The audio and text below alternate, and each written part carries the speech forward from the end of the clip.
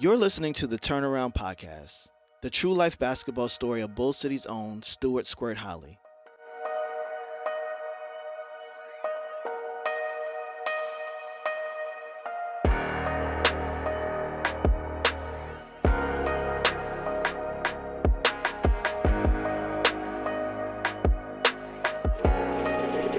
Yo, man, this beat crazy.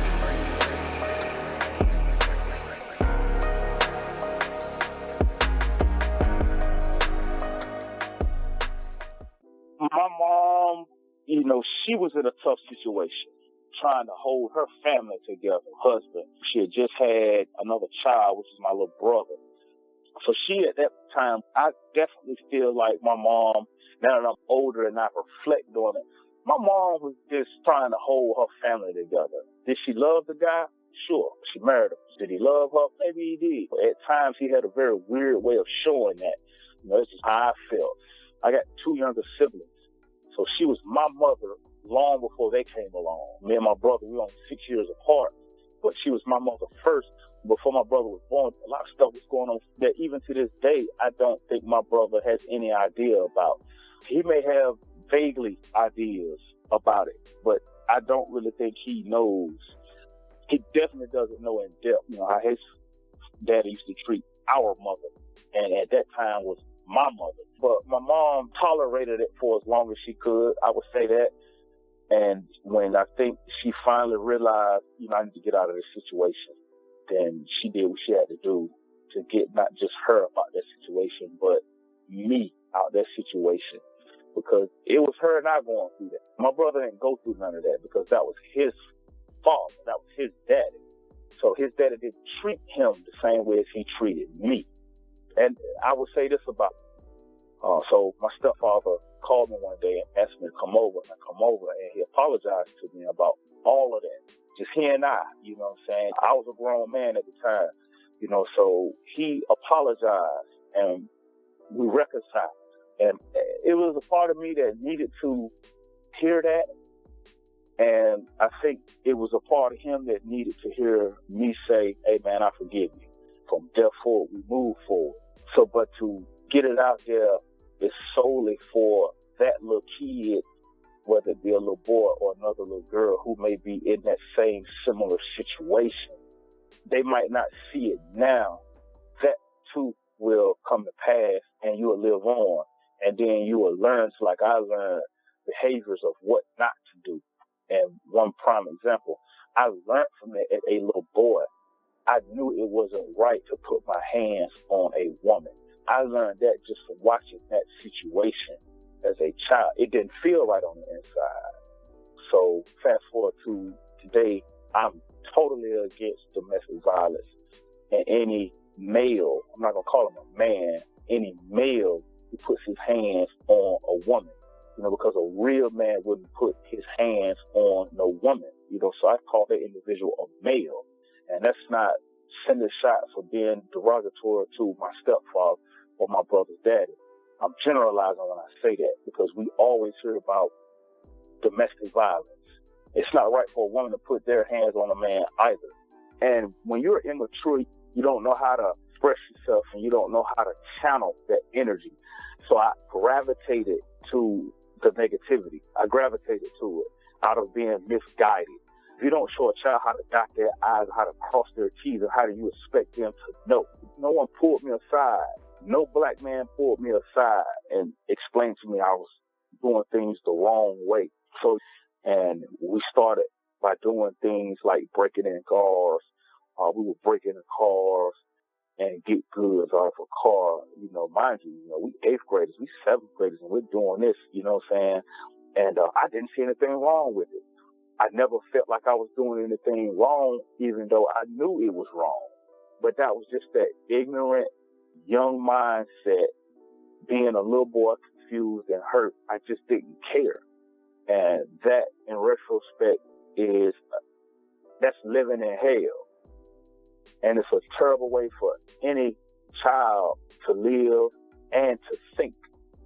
So I possibly might have brought a lot of hardships to myself because of my mentality back then. Once she had to move us, I was in a 6th, 7th grade at Brogden at the time, and I had gotten into enough trouble at Brogden to where I didn't even make my grade. So when we relocated, I actually repeated the 7th grade due to a lot of the trouble I stayed in. I ain't gonna say it's funny now, but it's funny now because I was listening to her tell my sister one day, she said, yeah, when your brother was in middle school, I lived at the schoolhouse. And that's because it was like almost an everyday thing. So, but when I repeated the 7th grade, I was going to tuning once we had to move and start the 7th grade. And it was kind of like deja vu. The girls would tease me. I was funny looking to them also. Girls would tease me. Some of the boys thought they was kind of, after going through the 6th and 7th grade at Brock, I was kind of prepared for it. So I got into a lot of fights at tuning. It was kind of like I had to start all over again. Got to a lot of different fights at tuning. And like I said, the guys that was out in the neighborhood, they wanted to do something. I was with it. So we graduated from breaking into cars to breaking in people's houses. And we actually pride ourselves on doing it intelligently. We didn't just break into someone's house or break into a car and did it sloppy. Everything was a calculated method. We surveyed, we lay and watch and wait, and we had patience and we planned, and then we do. We never did anything sloppy. And then we eventually graduated from that to small arm robberies. We had started to get into that. And again, mind you being young like that and just, feeling what I'm feeling on the inside. This is a terrible way to think, but I was so hurt. I just wanted to hurt someone else. That's how I felt as a teenage little boy. I just wanted to hurt somebody, because I was hurt on the inside. But I never took, my aggression and anger out on a lady. It was always, another male or man took the short end of the stick because I had reached a point where I wasn't going to continue to let myself get the short end of the stick of a physical confrontation. So we started to get into robbery, and we started off small with, at that time, we thought it was cool we should get the pizza man. We call, order pizza, and then we go from there. One of us might be hiding underneath a porch. The other may be behind the house, and the other may be underneath a car. And we bait the pizza man with the address, and they come to this particular address, and one comes from underneath the porch, the other comes from around the house, and the other comes from underneath the car. And we got them cornered off. And with this type of a mindset, I would say a sick mindset. That's a sick mindset. But that's just what my past had done to me at that early age. And I won't sit here and act like my whole entire childhood was abusive, because it wasn't. There was a lot of good times also. If I'd had to put them on a scale between the good times and the bad times, they kind of hover around and even, close to the same weight. So I can't say I had more good times than bad times. I had more bad times than good. But those bad moments is what helped shape everything negative about me. My family. When my mom would drop me off with her family, or we go visit family members, those were the best times I could ever remember at that early age. It felt so right whenever my mom would take me home back to where I was born, Edenton, because I was raised in Durham, but she would take me back home in the summers, and she would drop me off so I could spend the summer there with family. And the best times were when I was with her side of the family. I wish I could have spent more time with my dad's side of the family, but it just didn't work out like that. And that's nothing to do with my dad's side of the family, because they was just totally helpless, hands tied behind their back. Because I'm sure in retrospect, they would have rather me be there. So, but yeah, those were the good times. And those were the times I definitely felt the safety was around family. It was times I didn't even want to leave. Because like I say, I knew I was protected as long as I was around my uncles and my aunts and my older cousins. So I do the same thing, mom. But when we leave and go back home, and we going back to that situation.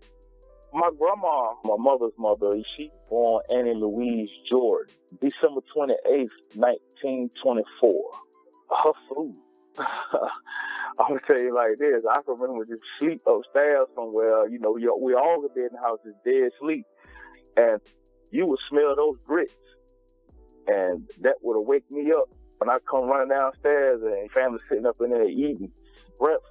Grandma would have a cornbread, fish, grits, Eggs. Certain mornings they had sausage, grits and eggs, and those homemade dinner rolls that she used to make. But as far as my grandma, she was a sweet lady. And, I'm sure a lot of us, we've all seen that movie, Menace to Society, when it was first coming on. And Kane was narrating when he was a little baby boy. And you see him running through his parents' house, and everybody's drinking, smoking, the music is going, they playing cards.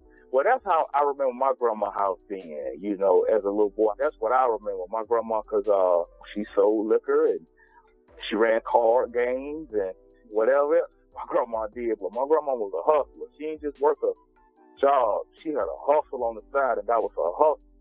And so my grandma's house was always what we call, it was always stunting. My grandma's house was just stunting.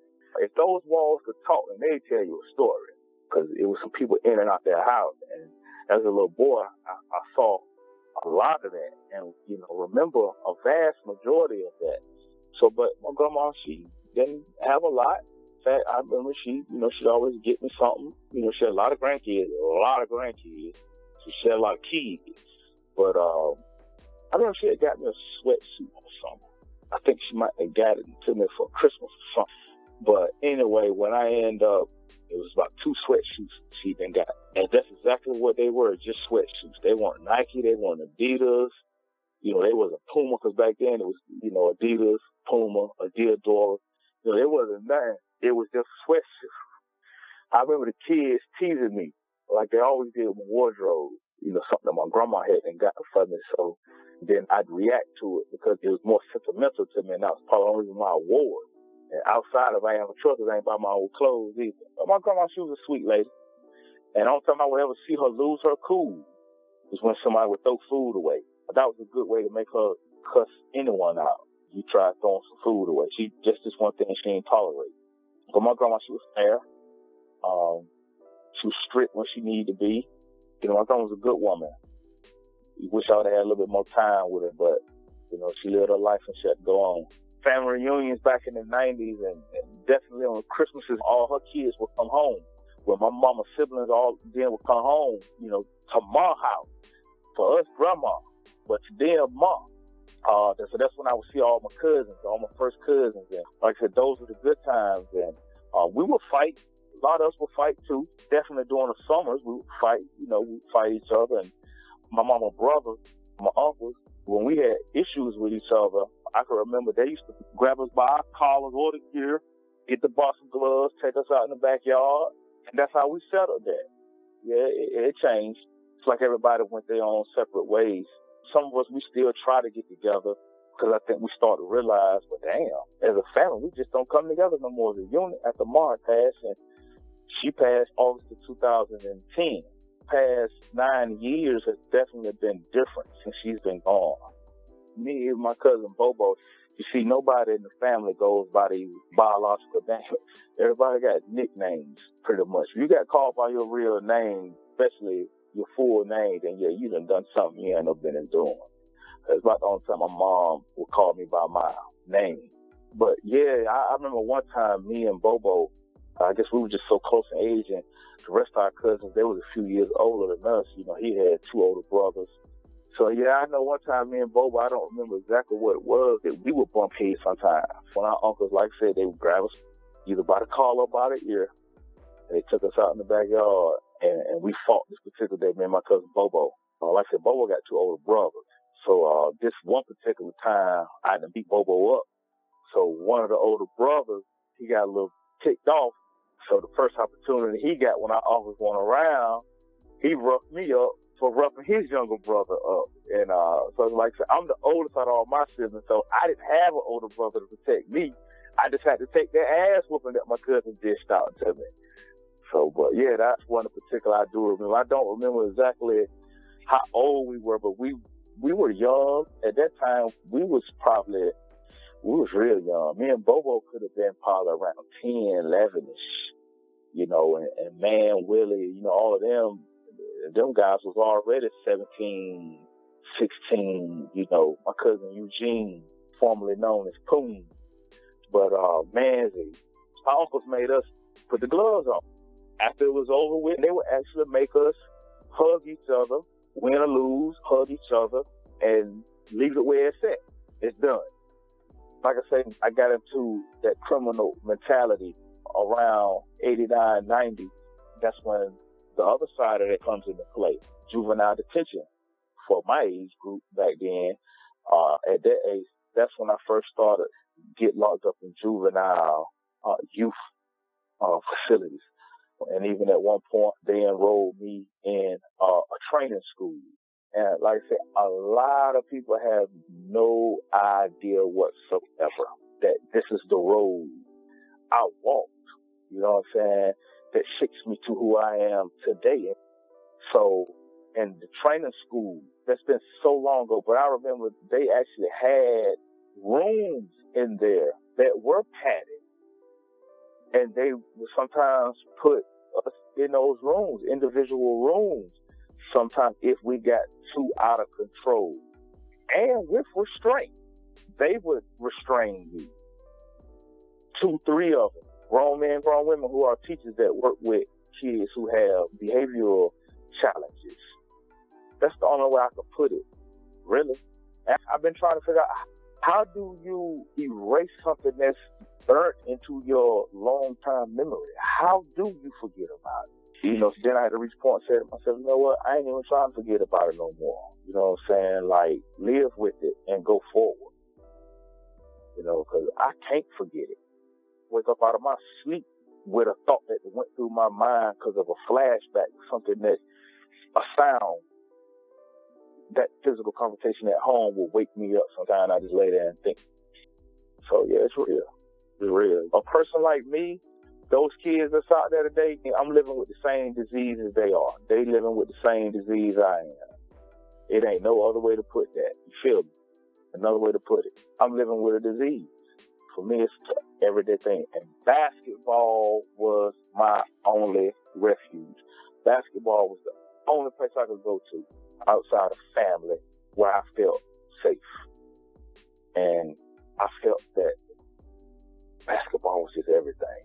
For me, basketball was everything. So no matter what was going on in my life, I still always was playing basketball.